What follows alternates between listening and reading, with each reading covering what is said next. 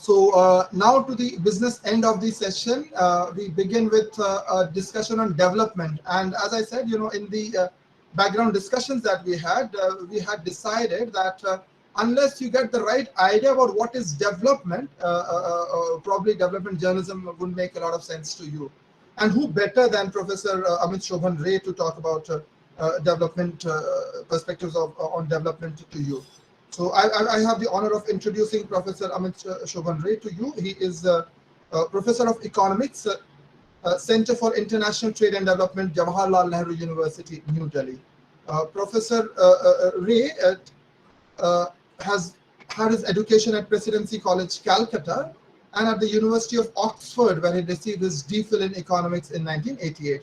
Professor Ray joined JNU as Associate Professor 27 years ago in 1995 and became professor 22 years ago in January 2000.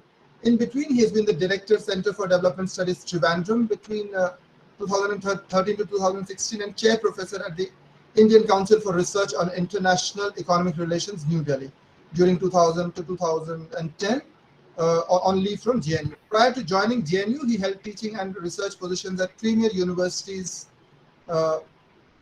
and institutions in India and abroad, including Oxford University Institute of Economics and Statistics, International Food Policy Research Institute, which is in Washington, D.C., University of Calcutta, Indian Institute of Technology. He was elected a Fellow of the Royal Society of Public Health, London in 2007.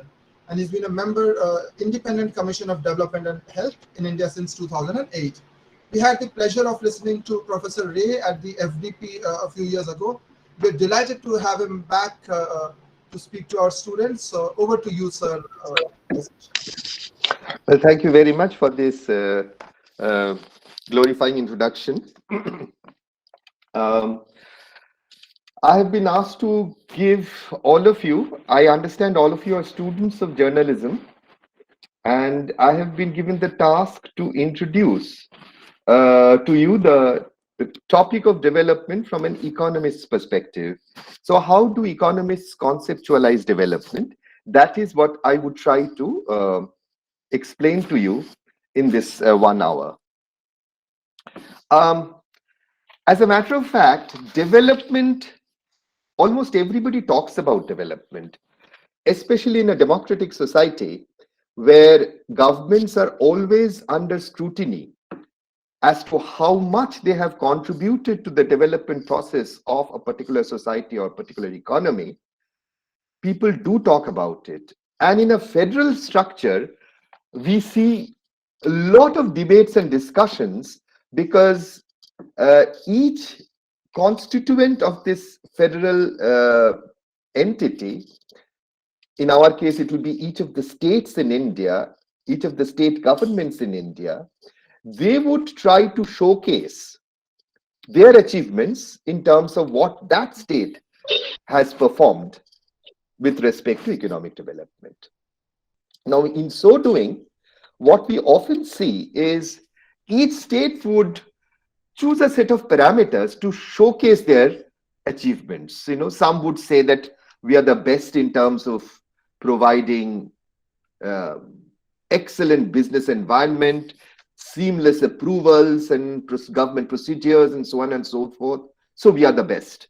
Some people would showcase their achievement in terms of education and health outcomes, while others would show that we have attracted the maximum amounts of investments, or we have produced the largest share of the national GDP.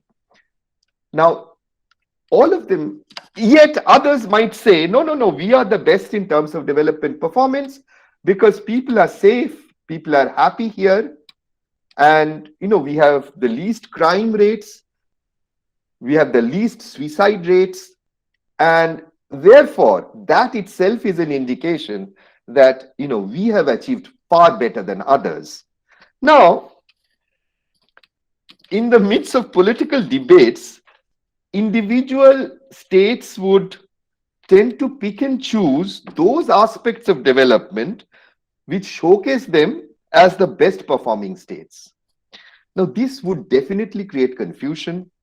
the competing claims from diverse states, none of which may be factually incorrect, would definitely fail to portray a complete picture of what constitutes development. And it sort of reminds me of the legendary story of the elephant and the six blind men trying to depict or describe what an elephant is like. Each of them were correct, but none of them were able to give us a complete understanding of what exactly is an elephant. So this lecture, I would try to unfold this multifaceted conceptualization of development, which you should be exposed to as a development journalist. Now, before doing that, I think it would be appropriate to take you through a little bit of the evolutionary history of this concept of development.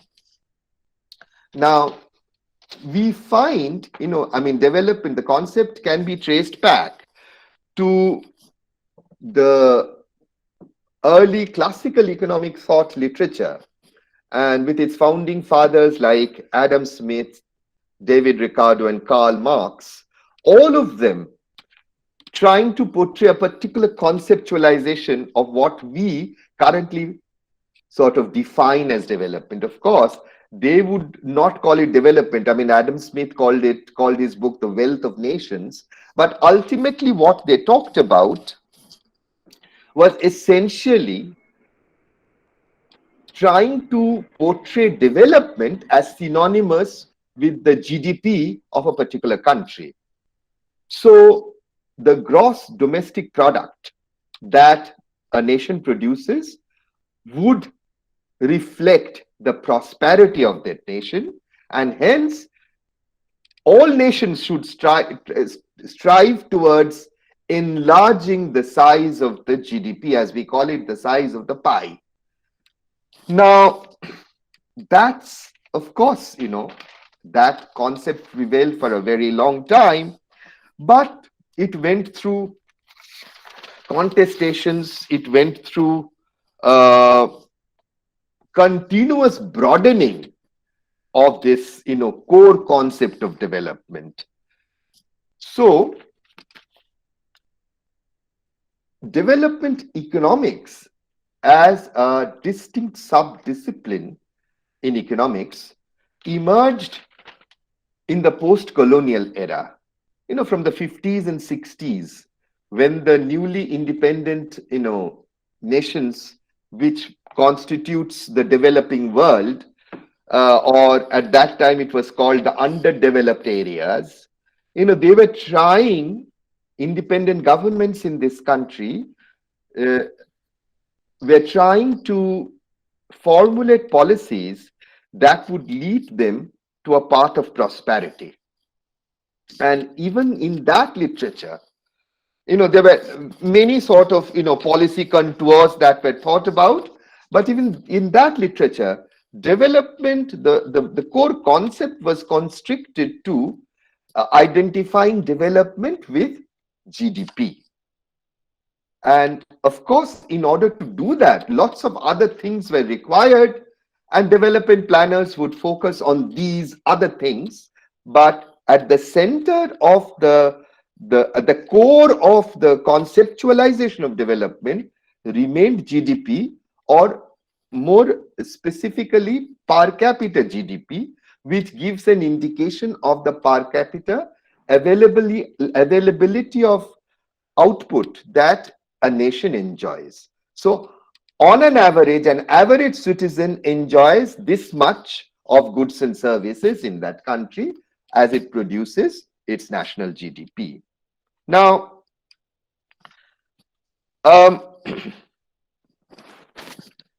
GDP as a concept of development has subsequently been challenged. And there are several limitations, and I'm not going to describe all the limitations of GDP as an indicator or as a signal of development. Definitely, then there should not have been any confusion. I mean, why would different states not just say that, okay, we have the highest per capita state domestic product, SDP, and therefore we are the most, prosperous state in the country, and we have the best achievement. But that doesn't happen, right? So GDP has its own limitations in portraying development, and I can just touch upon a couple of examples of how it is problematic. For instance, suppose if you are looking at the GDP as a whole, that gives you that during this current fiscal year, during this particular duration of time, the country has produced so much of resources. Now, that doesn't mean all that resources can be consumed presently, because there is a constant trade-off between present versus future.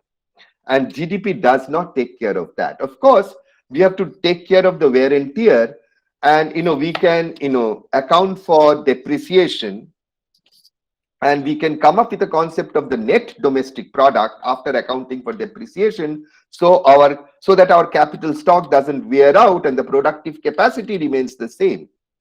But just keeping the productive capacity same means we are not going to expand in future. So growth should entail that we sacrifice some of this for future consumption.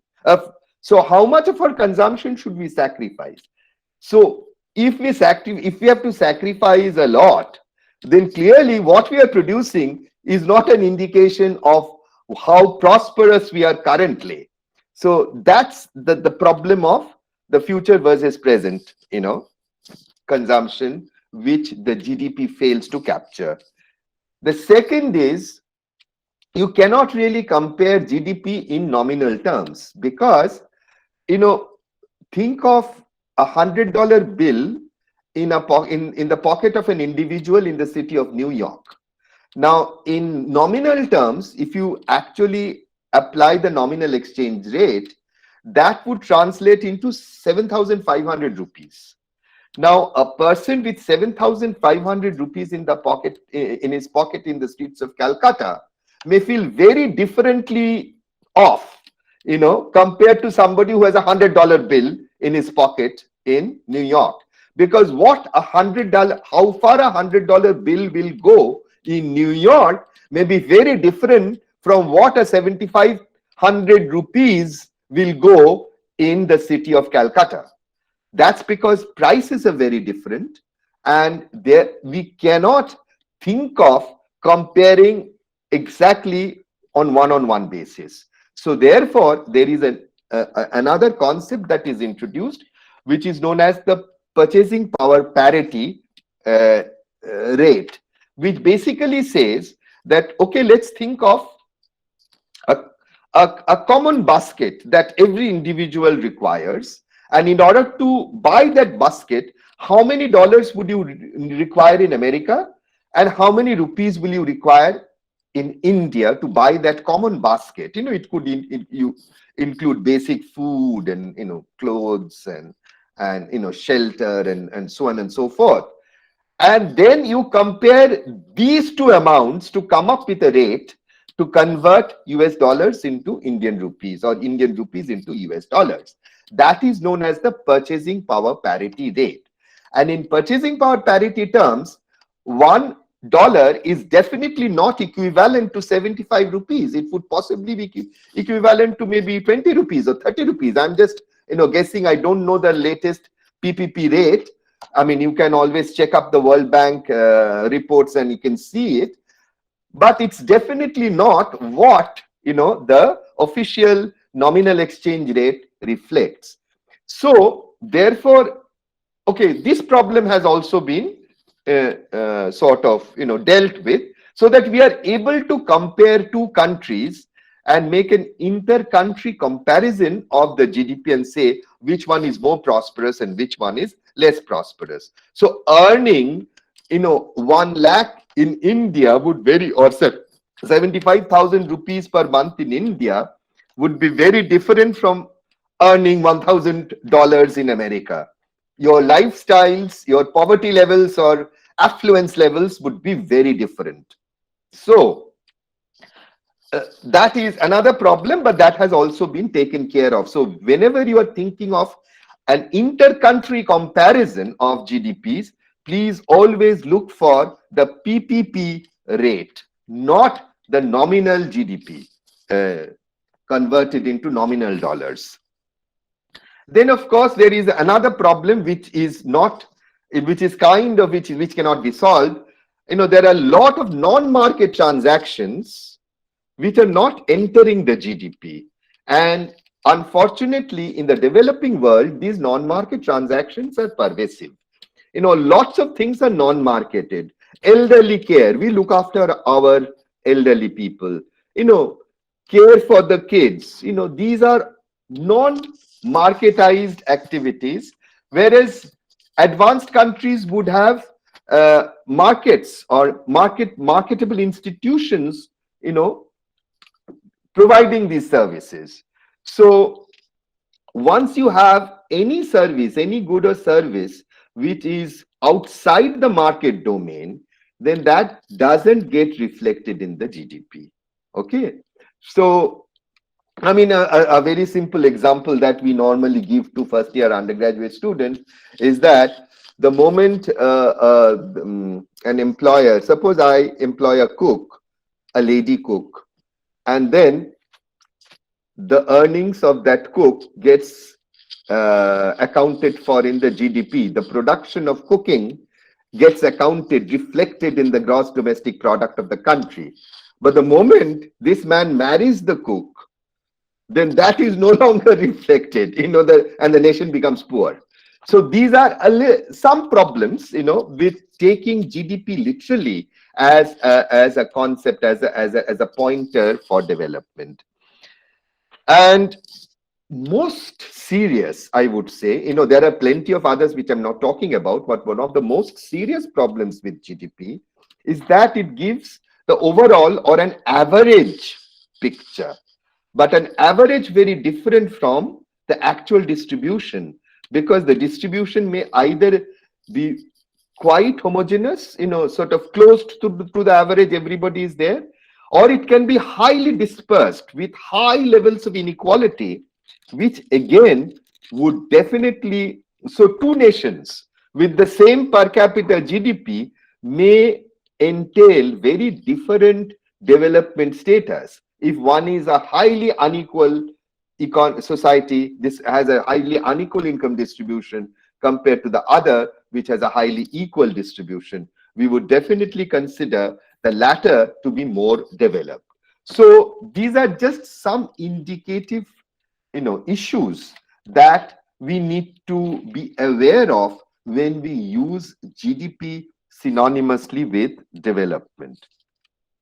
But despite that, the development economics literature beginning in the 60s until the 80s, I would say, till the 70s at least, was obsessed with increasing how developing countries can increase the size of their GDP or size of their average GDP, per capita GDP. And the primary direction which most economists and most policymakers followed was a strategy of industrialization-led growth of the GDP. So it is through rapid industrialization that developing countries would be able to increase the size of their per capita GDP. That was by and large the consensus among a major chunk of development economists and development policymakers throughout the 60s and 70s. And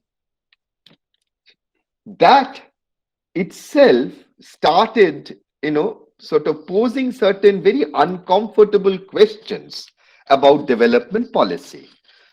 Because, even after 3 or 4 decades of pursuing this industrialization-led development, it was being observed that, nations continued to remain underdeveloped.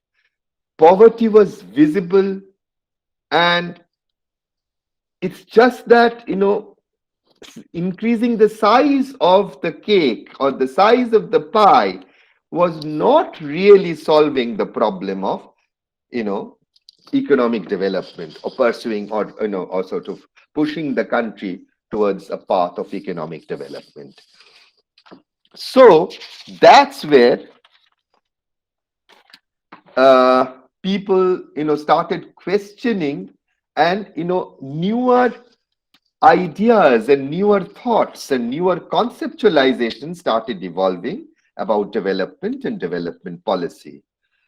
I must note that, 75, there was a path-breaking piece of research by Hollis Chenery and his co-researchers, which showed that, they looked at a profile of a number of countries in their trajectory of development and said that, this industrialization development is the only path, because with the process of development, a country actually, its share of agriculture starts shrinking and share of manufacturing starts, getting bigger and bigger. But then over time, even manufacturing also starts shrinking, and the size of the services starts getting bigger and bigger.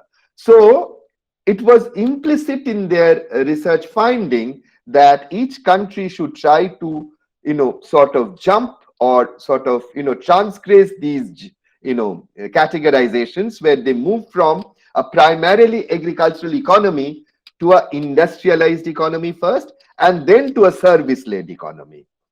And that was the standard belief for a very long time, and people felt that it is through industrialization that we achieve growth of the per capita GDP. But as you all know, that this Chenery sequencing has now been proved wrong, because lots of countries, including India, kind of skipped the middle, stage. It remained a predominantly agricultural economy for a very long time. I mean, it started industrialization, of course, industries, started developing, but then the share of industries did not really move up. So shrinking of agriculture was seen to be matched by a rising service sector. And India became kind of transiting, skipping the middle phase of a bulky industrial sector. So therefore, all this, and that was, of course, and the evidence that you would see, from say 1950 to 2000 or 1950 to 2010. So now, from the 80s onwards, this discomfort started, the discomfort with this obsession with industrialization-led growth and, GDP per capita as your ultimate, goal, expanding GDP per capita. It was really not cutting well with, international policymakers. And then what happened was, it was actually one of the major development agencies, the World Bank, during the Robert McNamara, under the headship of Robert McNamara, started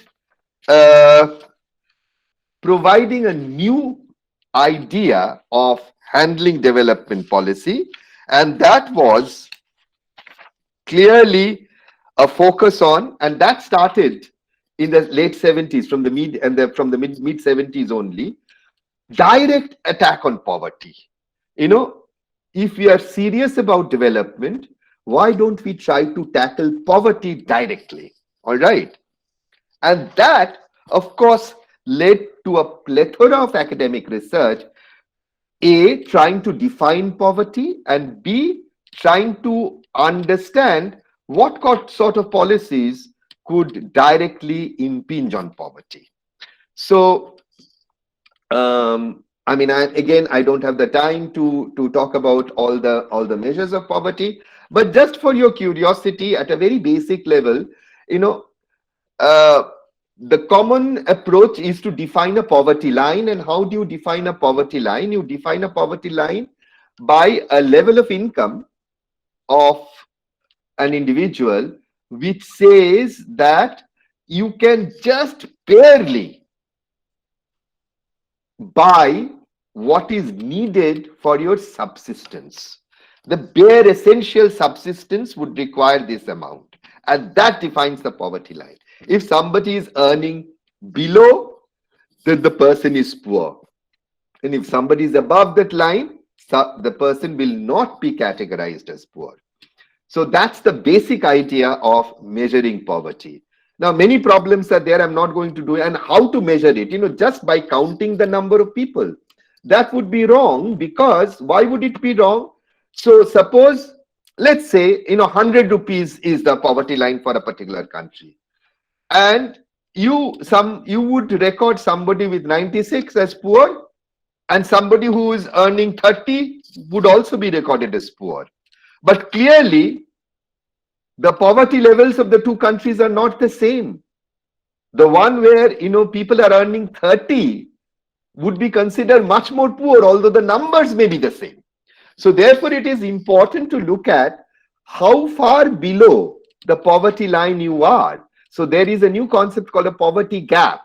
So you would try to define poverty in terms of the gap of, or the gap that you have in terms of your income falling short of the poverty line. And there are many other conceptual problems with this, but I don't want to get into it. And but you get a basic idea of defining a poverty line. So when you say, you must have heard about these debates about India poverty. We are now, poverty rate is reducing. What is poverty rate? Say 20% of the entire population of a country is poor, then the poverty rate is 20. Okay, 20%. So if it's falling, that means from 20% it's coming down to 18% people are just poor. So we would expect over time for the poverty rate to fall, and this poverty rate cannot just be a count. It has to be a little more sophisticated than just a statistical count. Okay. So that was the direct, kind of an approach. But from there, a new strand of literature, economic thinking, started evolving. We talked about, if you're talking about poverty, instead of just saying that, oh, you need this kind of income for your essential survival or essential subsistence, why don't we see how many people have access to these basic needs? And why don't the government then try to see that, or ensure that these basic needs are fulfilled? Now, what are basic needs? This is like, in order to have a minimum quality of life, these are essential for existence of human beings. Okay, you need food, basic food. You need house, you need clothing, and you need public services. So if the government can ensure that people who cannot afford to get these because they are poor, these are provided to them, that's another way of looking at development policy. And it's a direct focus on making these needs fulfilled to those who cannot afford it through the market route. So that was a later development of basic needs. Now, unfortunately, what happened was the basic needs concept became very popular in the World Bank circle, of course. This started in the 80s. But then in the 80s, what happened? There was suddenly a reversal of the World Bank's focus on this more direct, approach of dealing underdevelopment, because there was these financial crisis and macroeconomic severe macroeconomic imbalances cropping up, especially in the Latin American countries in the 1980s, and focus kind of shifted. All these, there was very little space for fiscal policies to ensure that these direct approaches, either reducing poverty by giving them a minimum income, or by providing basic, these are all very fiscally heavy, because it requires government's expenditure. Now that kind of that fiscal flexibility kind of eroded in the 80s because of the macroeconomic and structural adjustment problems, and the World Bank, therefore the focus also kind of shifted. Then it was the UN in the 90s, the UNDP, which took over, the global thinking on development with the launching of the United Nations Human Development Reports. And this was pioneered by Amartya Sen and Mahabubul Haq. They felt that let us look at development exclusively in terms of the well-being of human beings. How much are they better off? Okay, so this concept of human development replaces or supplements the earlier concept of GDP per capita as an indicator of development. Now, according to this approach, they feel that human beings, in order to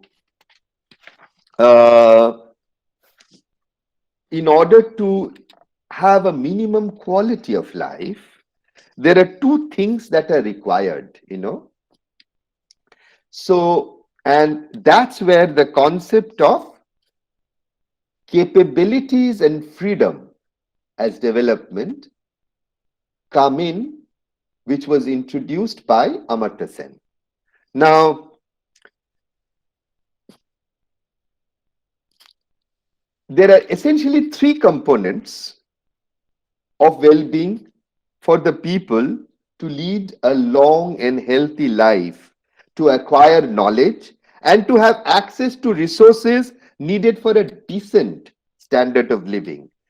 Therefore, it was proposed that we should try to focus on these three elements: health, education, and material prosperity, to try to arrive at a composite understanding of what is development.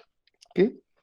Now, the measurement was based on the welfare concepts developed by Amartya Sen over a long period of time in the 80s.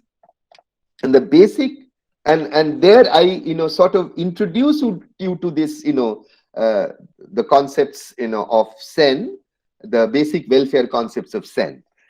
So first is capabilities.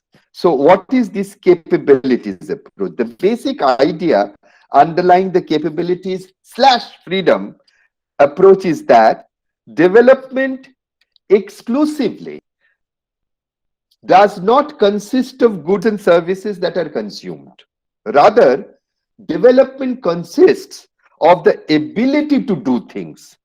For instance, instead of thinking of education as a good that is consumed and hence provide welfare, education should be considered as an input enabling a person to live a meaningful and purposeful life.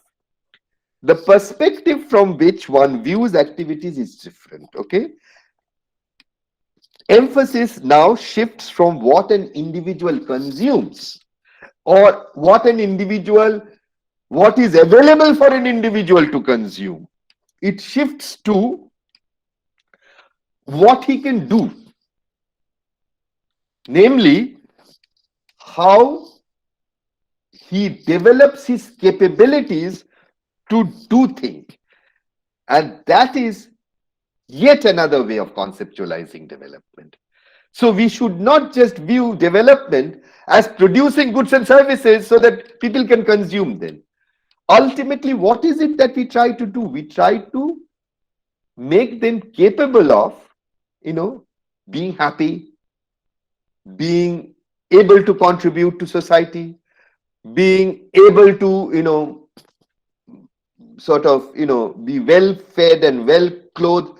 These capabilities would ultimately, how much I'm capable, what I'm capable of doing, will define development. And then it was further enlarged to say that, okay, I may be capable. So, for instance,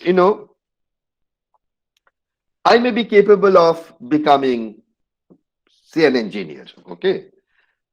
But I don't want to become an engineer. I should also have the freedom to choose what I want to do. So it's not only what I'm capable of doing, but also the freedom to do what I want to do. That should also constitute development. Now, so the system should enable him to pursue interests that appeal to him, and that should provide him a livelihood, of course, rather than his choice being constrained by the need to earn a livelihood or restricted because of certain other circumstances. Okay, since you are this, you have to go for this. We all face this in some way or other in our lives. So now, conceptually, we have a slightly different foundation of trying to understand what development entails. Now, that's where I would like to focus on, because this eventually led to a report of a commission called the Stiglitz Commission in 2009, and this commission was set up by the French president at that time, and to conceptualize development in this novel, philosophically founded manner, and to see how this conceptualization can actually be implemented to come up with a measurable signal of development.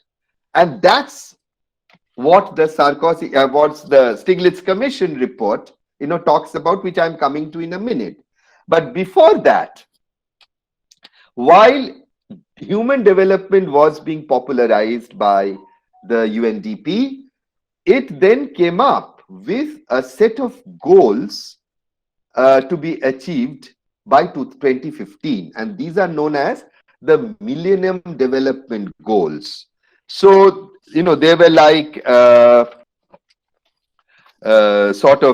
were like several goals. I think there were as many as just a second.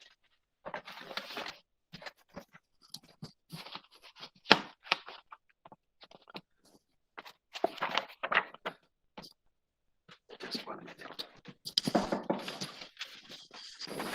You see, it's difficult to remember the exact titles of these goals. Okay, so the MDGs had 8 goals, and with 21 targets. Now, just the examples of some of these goals, this came up with the novel conceptualization of development that happened post 70s. So the first goal is to eradicate poverty and hunger. So if you remember 70s, this focus on poverty came. Then achieving universal primary education, promote gender equality and empowerment of women. The concept of freedom is coming in. Reduce child mortality rates, again, capability and freedom. Improve maternal health, combat HIV, ensure environmental sustainability, and develop a global partnership for development. These are the 8 broad goals defined in the Millennium Development Goals, with specific targets set for each country, in terms of an implementable, number. So, and this was supposed to be followed by all countries by 2015. But then, as 2015 came closer, not much, there was a lot of gap. Countries were not following, and so they said that maybe these Millennium Development Goals were not very, realistic, and they were also not very focused and targeted. So therefore, the UN came up with what is known as the Sustainable Development Goals and expanded its ambit. And the SDGs, now there are 17 SDGs with, a huge number of targets. All right. So, and that declaration came after a lot of, stakeholder consultations. And these goals, kind of included everything and anything and everything, like, and if you ask anybody what is development, everybody will come up with some parameter, some idea, so for instance, this includes, of course, poverty, no hunger, health, well-being is there, quality education is there, gender equality, these are all fine, clean water, sanitation, clean energy, then decent work is one particular goal. Industry, innovation and infrastructure becomes a goal. So, okay, reduced inequality becomes a goal, which is also in the right direction. That was one of the critiques of the GDP, as I said. Life below water is a goal. Life on land is a goal. So, in a sense, that every goal is supposed to be,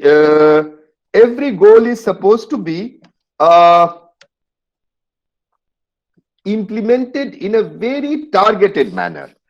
Just give me a minute, because this is a problem of having a seminar on a weekend evening. Just give me a minute. There's somebody at the door. I'll ask somebody to open it. Okay. So just give me a minute. I'm sorry.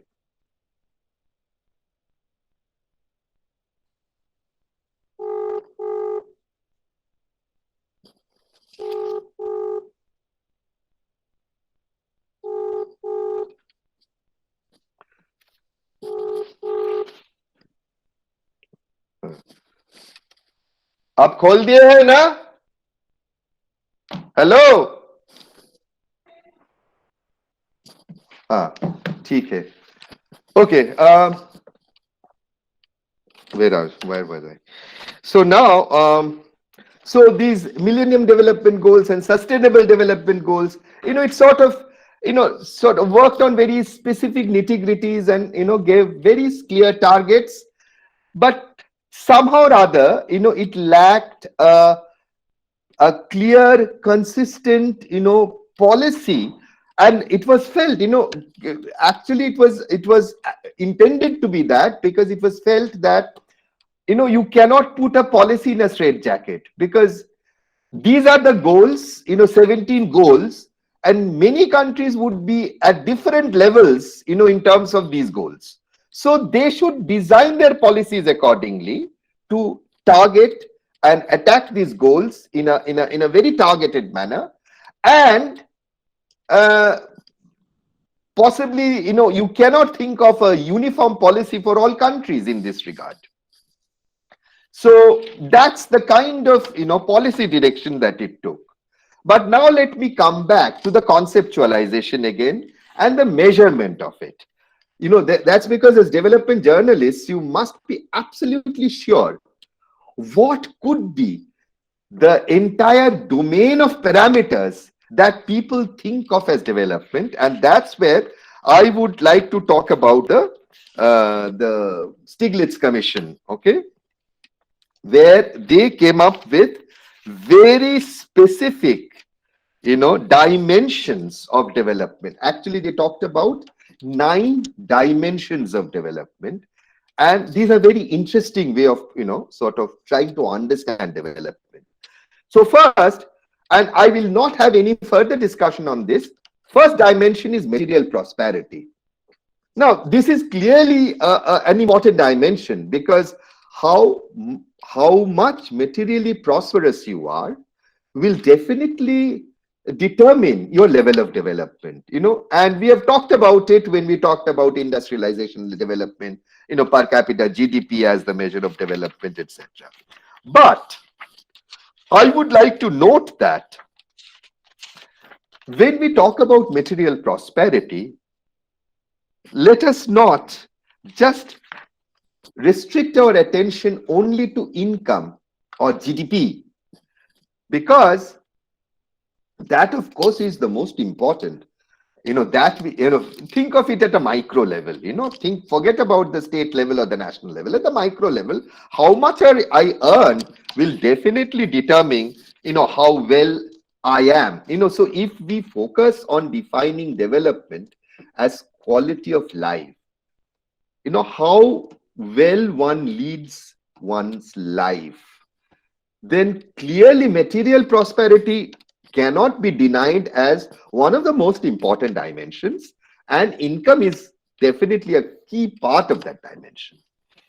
But it's not just income. You may have income, but along with that, you should be able to consume healthy foods, good foods, nutritious food. If it's not available, you are a very rich person in a country which is torn apart by conflicts and war. So never mind your income, you will obviously not have that quality of life, because you will not be able to have a decent consumption. So we should individually look at the average consumption of food and non-food items of these people.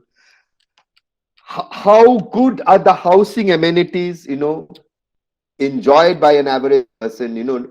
How many houses have toilets, how many houses have drainage, electricity, safe drinking water? So therefore, if you go to a village and start asking them, how well you are living, then clearly these things would definitely matter. In electricity, in a village where there is no electricity connection, clearly the quality of life in terms of material prosperity would be limited. Likewise, roads, connectivity, both teleconnectivity and road railway connectivity, these are all important. I mean, teleconnectivity, the importance of it, we all know. When we are going to a place which is not connected, when we don't have a Wi-Fi, don't have a signal of the mobile signal, we feel lost. So therefore, all these are dimensions of your material prosperity. So that's all these are, I wouldn't say dimensions, all these are components of your material prosperity. Now we come to the second dimension. So given that material prosperity is, of course, very important, we come to the second dimension, which is health.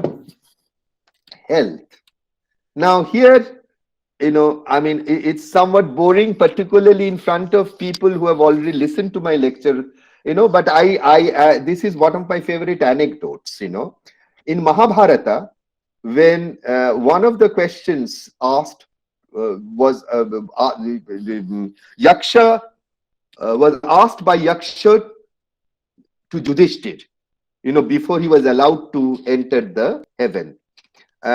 What is the greatest gift or greatest asset of all? And the reply was health.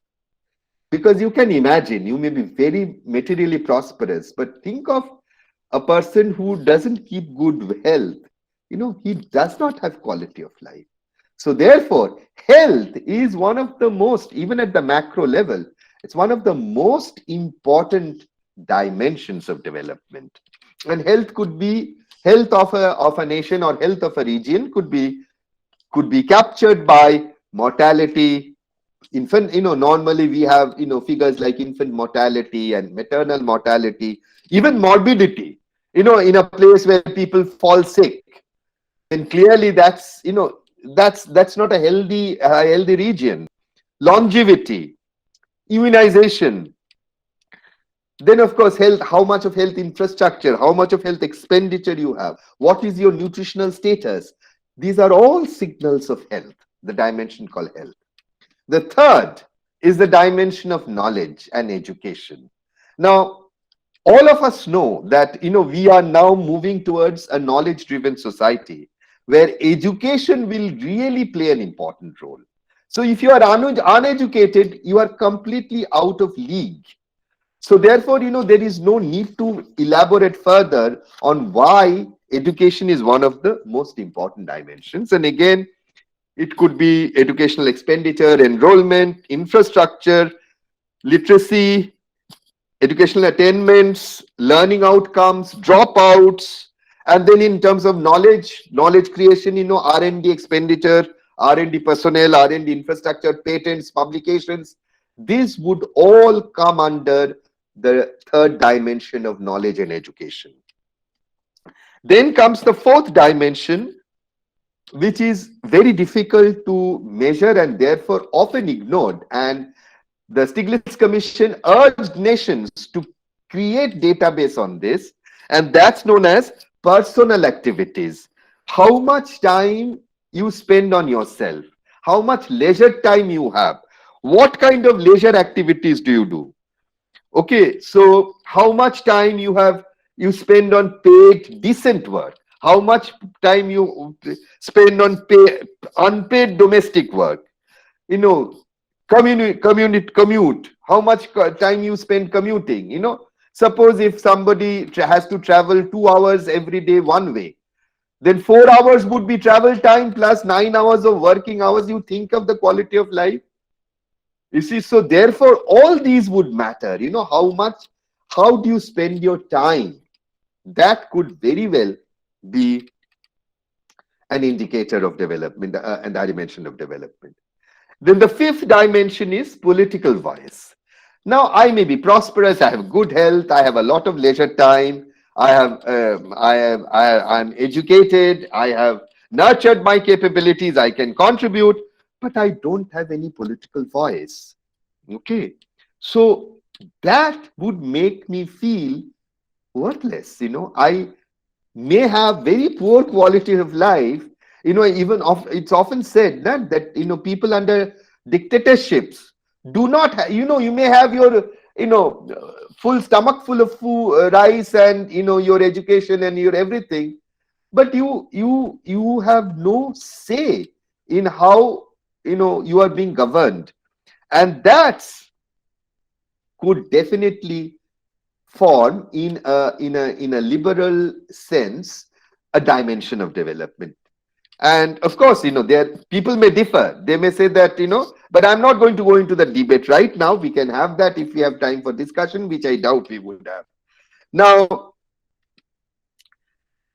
also to be able to, have a corruption-free government, devoid of biases, ensuring individuals' rights and freedoms, irrespective of class, gender, caste, race, and other considerations, will create, and it must create, an enabling environment for people's participation in the political institutions. So these are some of the essential elements of your dimension of political voice and governance. So for instance, how easy it is for me to take legal recourse if I feel that I am being wronged. So the judicial infrastructure, the efficiency of the judiciary, everything would matter under this dimension of development. Coming to the sixth dimension, they call it the social connections. So here we talk about, and this concept has been drawn from the concept of social capital. And what is social capital? How much you feel to be a part of a social and a group. So it broadly refers to a network of relationships among people living or working in a particular society with the norms of trusts and reciprocity. So, and such social connections are believed to be a key enabling factor to societies to function efficiently. Now, being a social animal, social connections and interactions improve quality of life. Now, however much you may again say that no, I am a loner. I don't want society. I'm very happy with myself. But by and large, even there are a lot of sociological studies that are coming up where due to the pandemic, we are not interacting with human beings physically anymore. Everything is virtual, and that is actually creating a kind of a mental situation or a mental state where people are not finding themselves very happy or comfortable. So therefore, social connections could be very important. How many close friends you have, if you're feeling low, how many people you can turn to and say that, okay, you want to discuss about it. So freedom to have your religious activities, cultural activities, voluntary and political organizations, family ties, marriage stability, everything could be clubbed under this dimension of social connection. Okay, so social isolation is extremely serious a problem for many of the so-called developed societies. Some of the Scandinavian countries have the highest suicide rates in the world. They are so prosperous. So, but that does not constitute quality of life necessarily. And that's what this dimension tries to capture. Then dimension 7, environmental conditions. I need not elaborate more on this. Everybody talks about it. Everybody knows about it. And finally,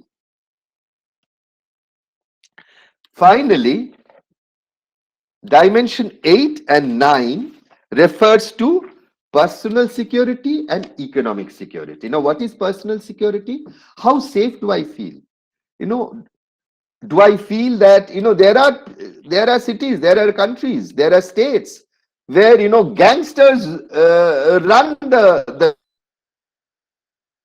think of those Texas movies where bounty hunters would be walking down and everybody would be living in fear. I mean, you don't have to go as far as Hollywood classic Texas movies, Gangs of Wasseypur. Think of people living in, you may be materially prosperous, you may have all other dimensions, but personal security, that's extremely important, So a region, a state, a society free from crime is definitely a society which improves quality of life.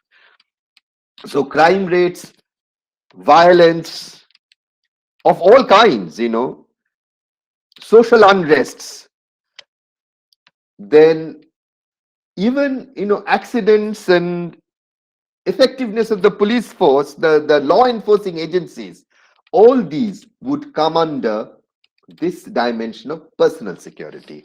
And finally, we come to the ninth dimension, which is economic security. Now, we have talked about prosperity, but prosperity is very different from economic security. Think of a youngster with a very highly paid job in Bangalore, IT sector.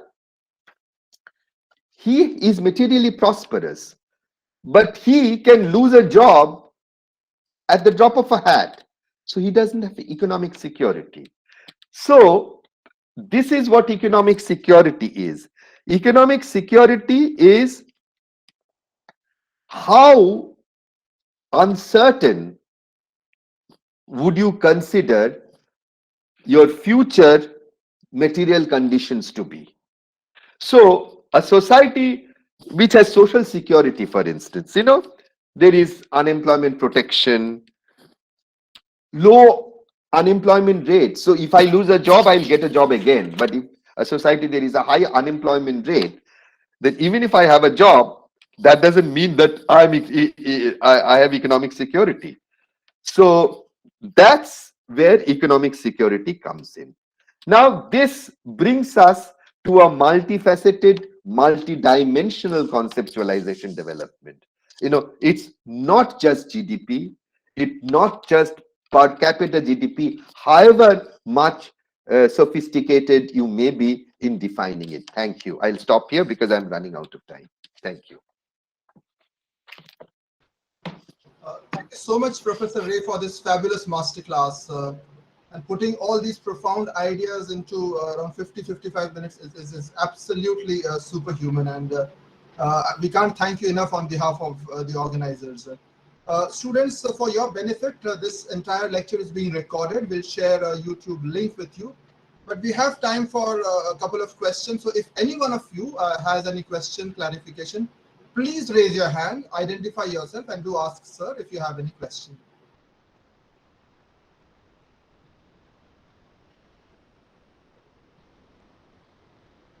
Is everyone there, or is just your mobile phone there? Can I hear some voices? Yes, sir, there. This is virtual lectures for you. We have been used to it, you know. We thank you again, sir, for all your insights. And I mean, some of the things that sir spoke about, we'll talk about, for example, how to use the National Family Health Survey to talk about journalistic stories. So the next session is on data journalism. And without